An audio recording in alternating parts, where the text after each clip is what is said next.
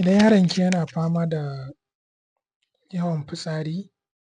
yawan kishirwa ko kuma yawan jin yunwa bai jima da shan ruwa ba, ya ƙara neman wani ruwan ko kuma bai jima da cin abinci ba ya ƙara neman wani abincin, ko kuma bai jima da yin fitsari ba ya ƙara buƙatar zuwa zai yi wani fitsarin, yana daga cikin manyan alamomin ciwon suga kashi na farko, wato type 1 diabetes, wanda yawanci an fi ganin sa a yara da kuma matasa haka. Abin da yake faruwa shi ne normally idan mutum ya ci abinci,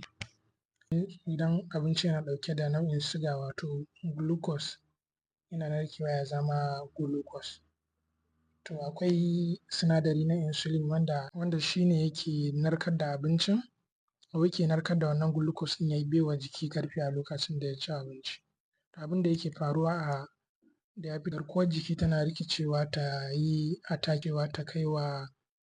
wato pancreas hari, wanda shi ne yake fitar da sinadarin insulin, wanda shi ne yake sarrafa wannan abincin wanda yake ɗauke da suga domin ya bai wa ƙwayoyin halitta ƙarfi na jiki. Abin da yake faruwa kenan a yara.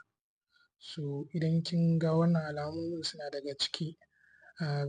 ya kamata a gaggauta kai shi asibiti. In an kai shi asibiti za a iya mai allura za a iya ba shi allura ta insulin da sauransu. Idan kuma sannan yana buƙatar ana gwada sugan shi akai-akai, wanda misali in dai an tabbatar da wannan abun ne yake damunsa, type 1 diabetes ɗin, za a yi ƙoƙari a ga an gyara wannan, an duba me yake damunsa, sannan an yi ƙoƙari an yi bayani a kan yanda za ana mai allura wacce shi insulin ɗin misali zai na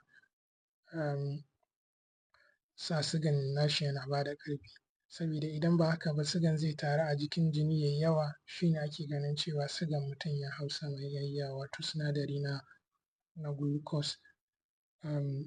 Idan ba a je asibiti da wuri ba zai iya wucewa wani damuwa da ake cewa yanayin da ake cewa diabetic ketoacidosis, wanda misali yanayi ne mai haɗari babba, maybe zan iya magana da shi zan iya maganarsa a wasu bidiyoyin da zan yi a nan gaba. So amma wannan